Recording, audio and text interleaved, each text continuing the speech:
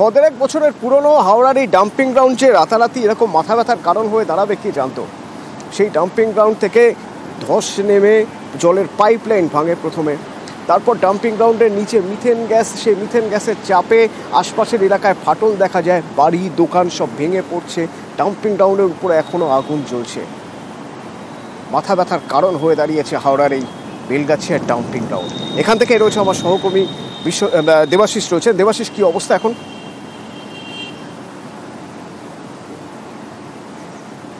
দেখো, এই মুহূর্তে যে ডাম্পিং গ্রাউন্ড তা একেবারে ভয়ঙ্কর পরিস্থিতি রয়েছে। আমি যেখানে দাঁড়িয়ে রয়েছি, আমার পিছনে যে অংশটি তুমি দেখতে পাচ্ছ, মাথা উঁচু করে দাঁড়িয়ে রয়েছে আবর্জনা স্তূপ। আমার ঠিক বাঁদিকে একটি এরকম স্তূপ রয়েছে, আর ঠিক ডান দিকে আরও একটি স্তূপ রয়েছে। ফলে এই তিনটি অংশ জুড়ে আবর্জনা ফেলা হতো। কিন্তু সবচেয়ে বড় বিষয় যে আমরা যেখানে দাঁড়িয়ে রয়েছি মাঝখানের যে স্তূপটি, সেটাতে সবচেয়ে বেশিভাবে আবর্জনা ফেলা হতো এবং যার চাপ কার্যত এই পাহাড় বা এই আবর্জনা স্তূপ নিতে পারেনি, আর সেই কারণেই এত বড় ডিজাস্টার। এবং এই মুহূর্তে আমরা যখন সেই পাহাড়ের একেবারে বলা যেতে পারে আবর্জনার পাহাড়ের ওপরে উঠেছি, যা সমতল থেকে প্রায় 60 থেকে 70 ফিট উঁচুতে, তখনও কি দেখা যাচ্ছে একাধিক জায়গায় আগুন জ্বলছে এবং আবর্জনা ধসে ধসে নিচের দিকে পড়ছে। ফলে এই ভয়ঙ্কর পরিস্থিতি আরও যদি চলতে থাকে আর খুব দ্রুত এই আবর্জনার ভার যদি কমানো না যায়, তাহলে কিন্তু আবার যে কোনো মুহূর্তে বড়সড় সমস্যা হবে। আমরা যেখানে দাঁড়িয়ে রয়েছি মূলত সেখানে হচ্ছে সেই পাইপলাইন, যেখান থেকে জল সমস্যা শুরু হয়েছিল। ঠিক যে সমতল তার থেকে 12 ফুট, আমরা যেখানে দাঁড়িয়ে রয়েছি তার 12 ফুট নিচে ছিল এই রাস্তা। এই মুহূর্তে দাঁড়িয়ে সেই রাস্তা 12 ফুট ওপরে যেখানে ছিল, সেখান থেকে 12 ফুট ওপরে, অর্থাৎ ভিতর থেকে যখন আবর্জনার চাপ, সেই আবর্জনার চাপে রাস্তা ফুলে ফেঁপে ওঠে এবং ফেটে যায় এবং সেখান থেকে পাইপলাইন ফাটিয়ে দেয়। ফলে এই মুহূর্তে দাঁড়িয়ে এই যে আবর্জনা যেগুলো দেখা হচ্ছে, বলছে পাহাড়ে যেরকম আমরা জানি যে পর্বত শৃঙ্গ অভিযানে গিয়ে কিভার টপকাতে হয়, পাথরের ফাটল, পাহাড়ের বা বরফের ফাটল, ঠিক সেরকম বড় বড় ফাটল রয়েছে। সেই ফাটল থেকেই মাঝে মধ্যে কিন্তু ধ্বংসস্তূপ আবার নিচের দিকে গড়িয়ে আসছে। ফলে এই যে 12 ফুট, আসলে এই প্রায় শতাব্দী প্রাচীন এই ডাম্পিং গ্রাউন্ড, এই ডাম্পিং গ্রাউন্ডের ভার কমাতে হবে। ভার কমানো তো পরের কথা, দিনের পর দিন আবর্জনা জমছে, আবর্জনা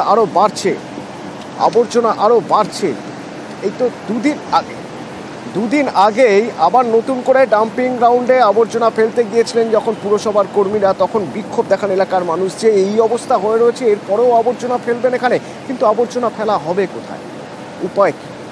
উপায় আছে। সেই উপায়ের কথা পুরমন্ত্রী ফিরহাদ হাকিম বলেও এসেছেন যে ব্যবস্থা হবে। 3 বছরের মধ্যে এই ডাম্পিং গ্রাউন্ড দেখবেন মাঠ হয়ে যাবে। কিন্তু এখনকার এই আবর্জনা কলকাতা পুরসভা নেবে। হাওড়া ডাম্পিং গ্রাউন্ডের এই আবর্জনা কলকাতা পুরসভা নেবে ভার লাঘব করার জন্য। কিভাবে, কতটা? বিশ্বজিৎ রয়েছেন আমার সঙ্গে, বলতে পারবে বিশ্বজিৎ?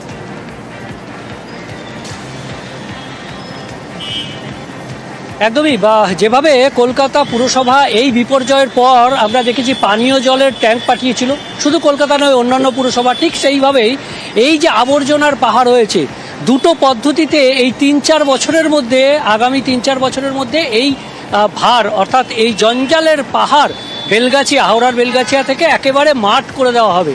আর তার জন্য যে প্রক্রিয়া, প্রাথমিকভাবে যে আবর্জনাগুলো পড়ছে এখনও সেই ফেলা হচ্ছে, সেই আবর্জনার থেকে কলকাতা পুরসভায় বেশ কিছুটা আসবে, বেশিরভাগ সিংহভাগটা আসবে।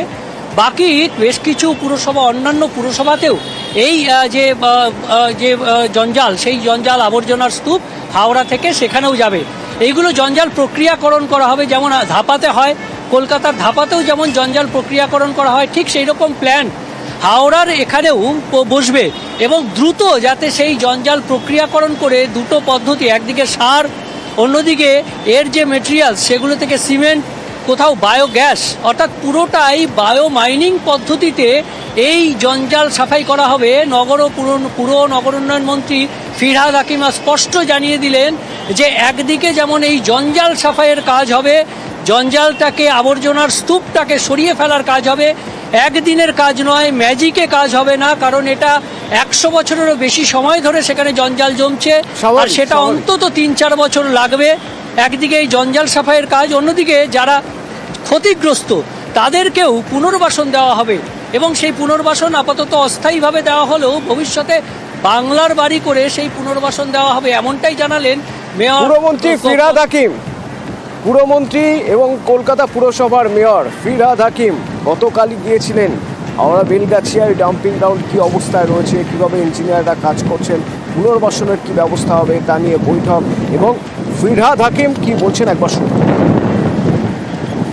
এখানে আসানসোলে এখানে সব 100 বছর 200 বছরের সমস্যা।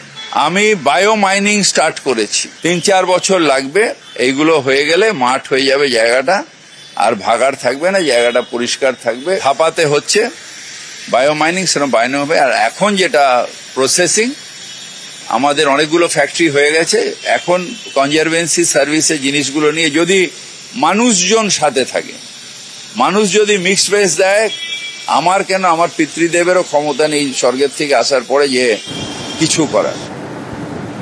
হাওড়ার এই ডাম্পিং গ্রাউন্ড আর এই ডাম্পিং গ্রাউন্ডের পাহাড় যখন ধস নামছে তা দেখে এবার টেনশনে পড়ে গেছে বিভিন্ন পুরসভার মানুষ, যেমন আরামবাগ পুরসভার মানুষ। তারা টেনশনে পড়ে গেছেন কেন না, 29 নম্বর ওয়ার্ডে দ্বারকেশ্বরের উপরে যে সেতু রয়েছে, যে ব্রিজ রয়েছে, তার নিচে সেখানে ডাম্পিং গ্রাউন্ড, সেখানে আবর্জনা ফেলা হয়।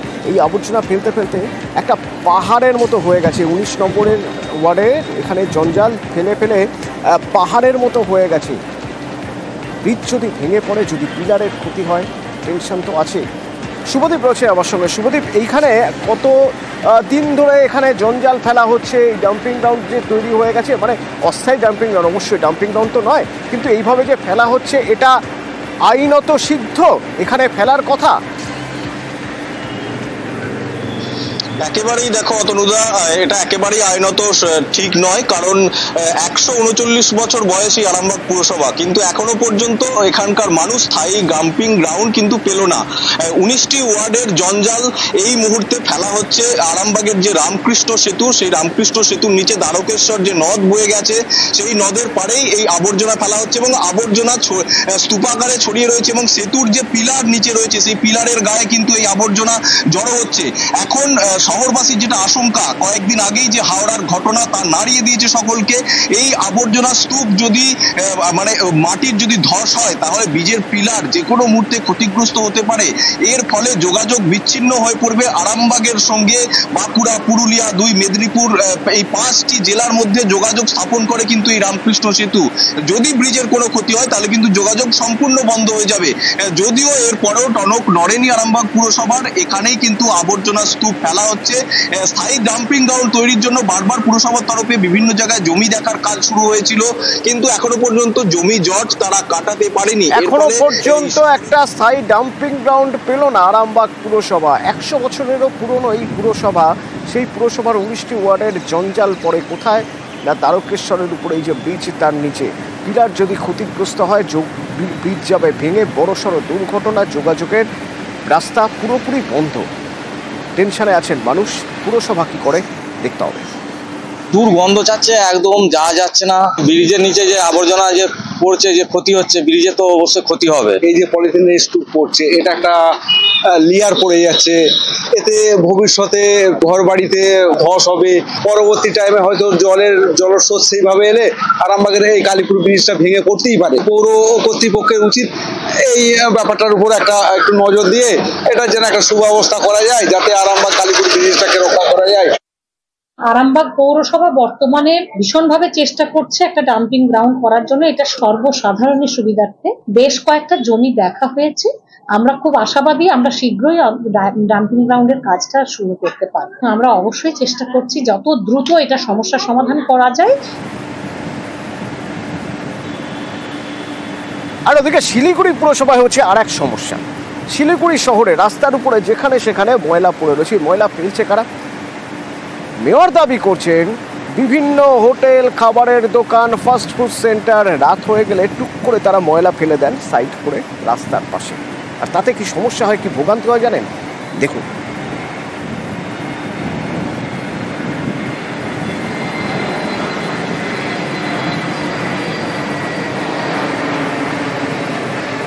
হোটেল, দোকান যতগুলো আছে সব এখানে এসে নোংরা ফেলে। রাতে বলি এখানে ফেলতে না করি, তাও এসে ফেলে দেয়। কাকে না করবো? না করার কোনো কেউ না করলে কি বুঝে না। আমি তো এখানে ডিউটি করি, নাইট গার্ড।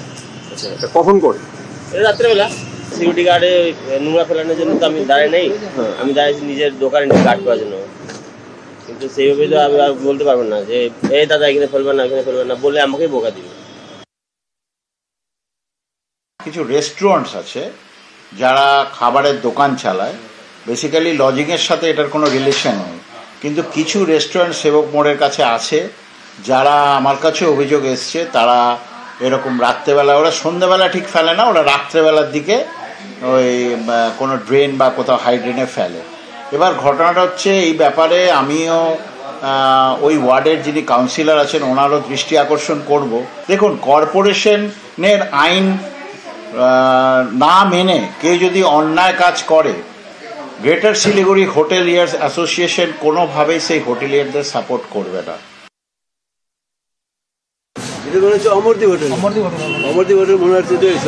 কর্পোরেশন থেকে তো মাল তুলে নিয়ে যায় সন্ধ্যা পর্যন্ত,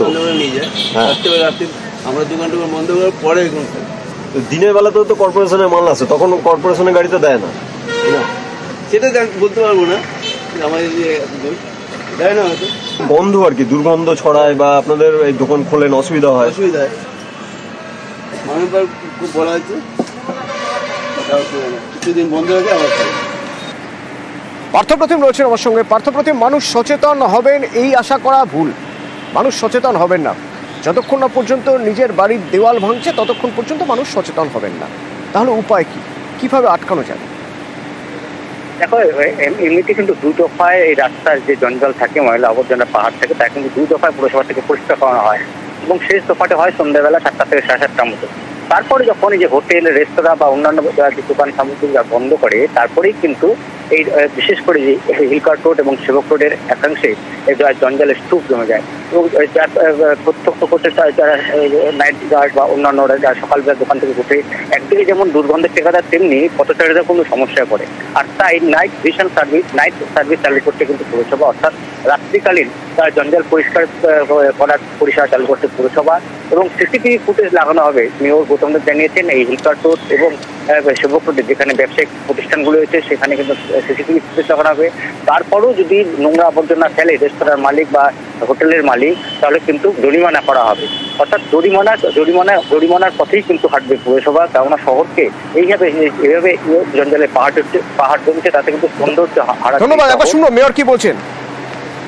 প্রজেক্ট ডাইরেক্টর জলি চৌধুরীর সাথে ওর কথাবার্তা হয়েছে, ওরা আমাদের নাইট সার্ভিসে গভর্নমেন্ট থেকে হেল্প করবে বলেছে, সলিড ওয়েস্ট ম্যানেজমেন্টে, এবং আরও একটু এক্সপার্ট টিম পাঠাতে বলেছি। আমরা এটা খুব ভালোভাবে করতে চাই, খুব ফোকাসড কাজ আমাদের এটা। চেষ্টা করি আমি ওখানে পুরো সিসি লাগাবো, একটা নির্দিষ্ট সময় ফেললে লোকেট করলে ফাইন করব, যা যা প্রসিডিওর আছে করবো, একটা সিস্টেমের মধ্যে আসতে হবে, না আসলে ব্যবস্থা হবে।